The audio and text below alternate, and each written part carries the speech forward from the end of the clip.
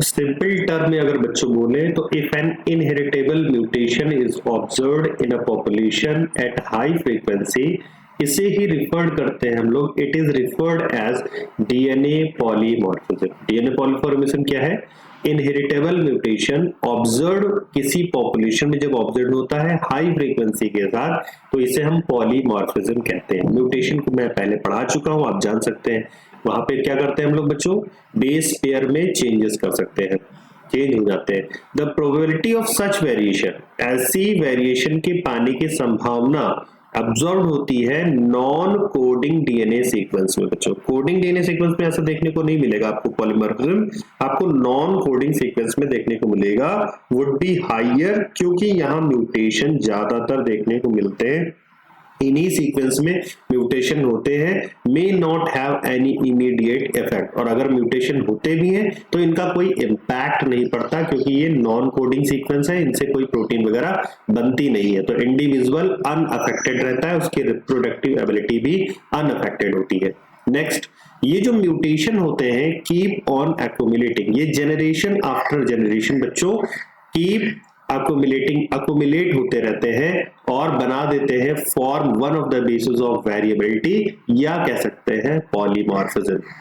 There is a variety of different type of polymorphism ranging from single nucleotide आपको change देखते हुए दिखेगा, या लार्ज स्केल पे भी आपको ये म्यूटेशन होता हुआ दिखेगा। मतलब frame shift mutation, point mutation ऐसे पढ़ा था ना, वो आपको यहाँ पे देखने को मिलेंगे।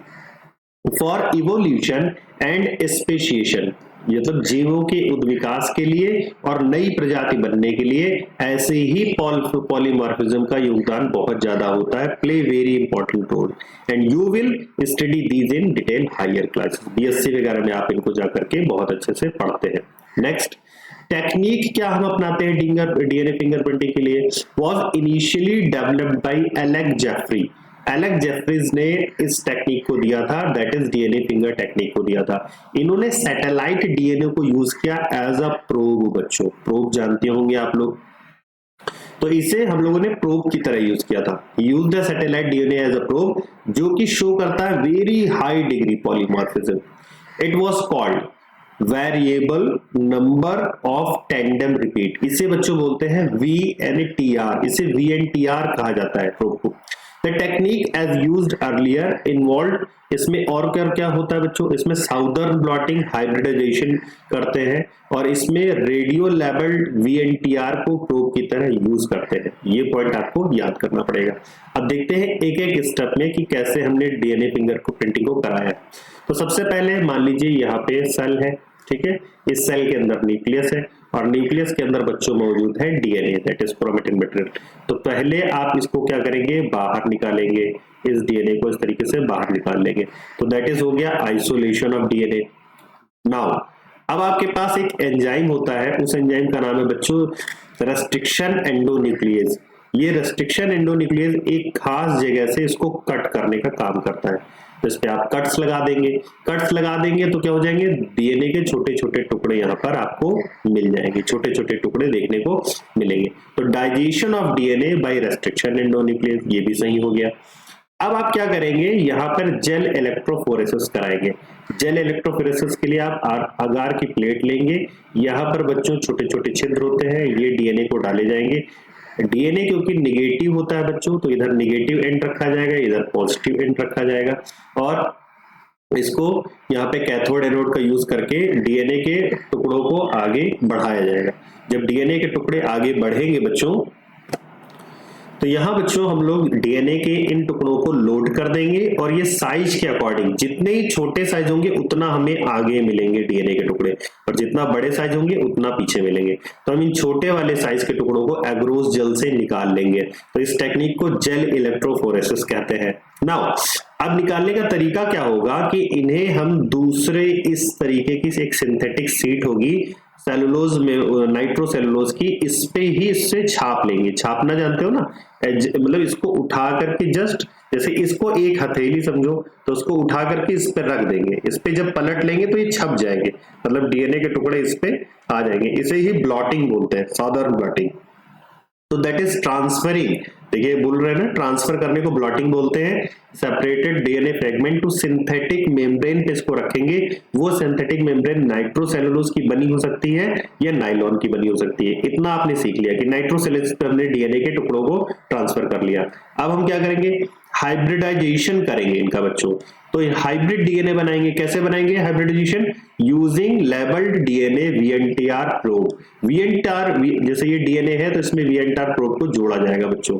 एंड नाउ अब इसको हम लोग देखेंगे, इसको किससे देखेंगे, हम लोग देखेंगे एक्सरे मशीन से, मतलब एक्सरेज की हेल्प से देखेंगे। तो detection of hybridized DNA fragment by auto radiography, ये एक मशीन होती है जो ऑटोमेटेड होती है, ये ऑटो रेडियोग्राफी का काम करेगी। यहां पर schematic representation of DNA fragment को शो किया गया है। तो यहां से अब आप जो देखोगे तो आपको सब समझ में आएगा कि डीएनए पॉलीमॉर्फिज्म कैसी है, कहां पर आपको दिख रहा है। नाउ द VNTR बिलोंग करता है बच्चों क्लास ऑफ सैटेलाइट डीएनए से। रिफर्ड इसको हम लोग ऐसे करते हैं मिनी सैटेलाइट, मतलब ये नॉन कोडिंग डीएनए का हिस्सा है। Small DNA sequence is arrange tandemly in many copy number. बच्चों स्मॉल डीएनए आपको सीक्वेंस दिखेगा मैनी कॉपी नंबर के रूप में, कई बार आपको ये दिखेगा। द कॉपी नंबर वेरी करेगा फ्रॉम क्रोमोसोम टू क्रोमोसोम। हो सकता है फर्स्ट क्रोमोसोम पे ये या सबसे ज्यादा बार हो, 10th क्रोमोसोम पे थोड़ा कम हो, 15th क्रोमोसोम पे उससे कम हो, तो ये वेरी करेगा बच्चों। इसकी कॉपी नंबर वेरी कर सकती है किसी भी इंडिविजुअल में, इंडिविजुअल टू इंडिविजुअल क्रोमोसोम पे। The number of repeat show very high degree of polymorphism. यहां पर बच्चों रिपीटेड आपको जो कॉपी नंबर मिल रहे हैं यही very high degree of polymorphism है। As a result the size of VNTR vary in size from, तो इससे बच्चों VNTR का जो साइज है वो भी वेरी करेगा। कहां से कहां तक वेरी करता है बच्चों, 0.1 से लेके 20 KB तक का वेरी कर सकता है, ठीक है ना। Variable number of tendon repeat का जो साइज है डीएनए का वो कहां से कहां तक वेरी करता है, 0.1 KB से लेके 20 KB तक। कंसिक्वेंटली अब इसका रिजल्ट क्या होगा, after hybridization with VNTR probe auto radiogram, जो इमेज हमें मिलेगी बच्चों उसे हम ऑटो रेडियोग्राम बोलेंगे, gives many band of different size. यहां डिफरेंट साइज के मैनी बैंड्स आपको पिक्चर में नजर आएंगे। ये these bands give a characteristic pattern for an individual DNA। ये बैंड क्या बताते हैं, ये बैंड बताते हैं उस इंडिविजुअल की पहचान, उसकी खास कैरेक्टरिस्टिक। इन बैंड्स को देखने के बाद हम पता लगा सकते हैं कि ये अमुक बैंड अमुक बंदे से मतलब लिंक करता है। जैसे ए का बैंड अलग होगा, अगर कोई व्यक्ति ए है तो उसमें अलग बैंड बन के आएंगे, कोई बी व्यक्ति है तो उसमें अलग बैंड बन के आएंगे। It differs from individual to individual, और ये जो बैंड बने हैं ये इंडिविजुअल टू इंडिविजुअल डिफर करते हैं पॉपुलेशन में। इसमें नहीं होते हैं तो एक्सेप्शन है बच्चों मोनोजाइगोटिक ट्विंस, ऐसे ट्विंस जो कि एक ही जाइगोट से बने होते हैं उनमें ये बैंड्स जो होते हैं बिल्कुल सिमिलर बनेंगे बच्चों।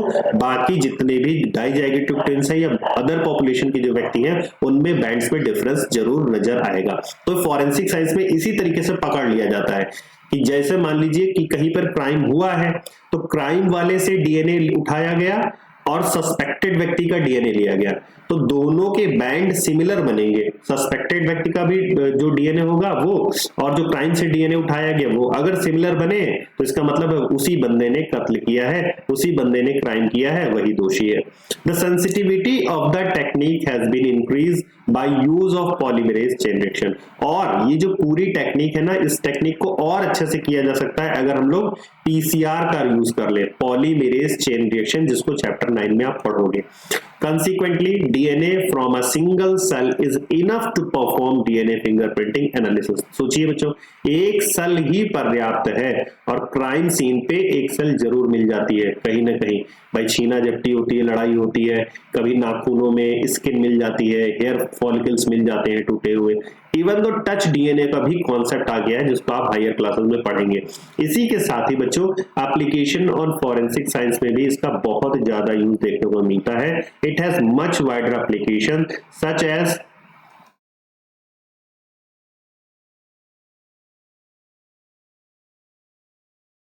यहाँ पर आपको ज्यादातर देखने को मिलता है सच है determining population and genetic diversity को भी इससे जांचा जा सकता है। Currently many different probes are used to generate DNA fingerprints, और करंटली हम बहुत सारे बच्चों डिफरेंट प्रोब्स यूज कर रहे हैं जेनरेट डीएनए फिंगरप्रिंट्स को बनाने में। अब चलते हैं इस डायग्राम से सीखते हैं ये डायग्राम क्या हमें बता रहा है। बहुत प्यारा सा डायग्राम यहाँ बना हुआ है, तो ध्यान से सीखेंगे हम लोग जिससे पता लगा सके कि ये क्या हो रहा है यहाँ पे। ठीक है, चलिए आते हैं डायग्राम पे बच्चों, छोटा कर लेते हैं इसको। और तो आप यहां देख रहे होंगे बच्चों, ये क्रोमोसोम नंबर, ये पैटर्नल क्रोमोसोम है। यहां देखिए इस पे ये किसी व्यक्ति का ए इंडिविजुअल है, ए इंडिविजुअल का क्रोमोसोम है, और ये मान लीजिए बी इंडिविजुअल का क्रोमोसोम है। यहां पर जब हमने क्रोमोसोम ए को देखा बच्चों इसकी साल में, तो हमें इसका, क्योंकि हमें पता है हमारे पास पेयर क्रोमोसोम होते हैं, तो एक क्रोमोसोम मम्मी से चल के आया है। मान लीजिए हमें 22nd पेयर का हम क्रोमोसोम देख रहे हैं, तो 22nd पेयर में 2 क्रोमोसोम होंगे, तो एक क्रोमोसोम जो है माता से चल के आया है और एक पिता से चल के आया है, ऐसे है हमारे पास। तो ये पैटर्नल क्रोमोसोम है इसका, ये मैटरनल क्रोमोसोम है। यहाँ पे भी देखिए ये इसका पैटर्नल क्रोमोसोम पिता से चल के आया होगा, ये माता से चल के आया। इसमें बैंड देखिए अलग है, इसमें बैंड अलग है, ऐसे इसमें भी बैंड अलग अलग है, इसमें भी बैंड अलग अलग है। तो ये बैंड का फॉर्मेशन आपने देख लिया। ठीक, अब आगे चलते हैं। यहाँ पे देखिए अब इनका रेडियोग्राम बनाया गया है, मतलब एक्सरे से इनकी इमेज बनाई गई है, प्रोब ग्रुप सब लगा करके। अब जब प्रोब वगैरह सब लगा करके लगाई गई है तो देखिएगा क्या होगा। यहाँ मान लीजिए कि ये जो सी वाली प्लेट है सस्पेक्टेड क्राइम सीन से आई है। कहां से आई है? सस्पेक्टेड क्राइम सीन से आई है। जहां क्राइम सीन हुआ है वहां से ये डीएनए मिला है और उसका हमने यहाँ पे तैयार कर लिया है। इस तरीके से पूरा ये बैंड तैयार हो गया। ये एक्सरे से देखने पे इस तरीके से हमको दिख रहा है। ठीक है, और इस पे जो मिला है क्रोमोसोम 11 के लिए ये बैंड मिला है, इसी तरीके से क्रोमोसोम नंबर 7 के लिए ये मिला है, क्रोमोसोम नंबर 2 के लिए नहीं मिला है। तो यहाँ पे बैंड हमने तैयार कर लिया है। अब इन दोनों इंडिविजुअल के बैंड को इधर तैयार कर लिया, देखिए ये भी है।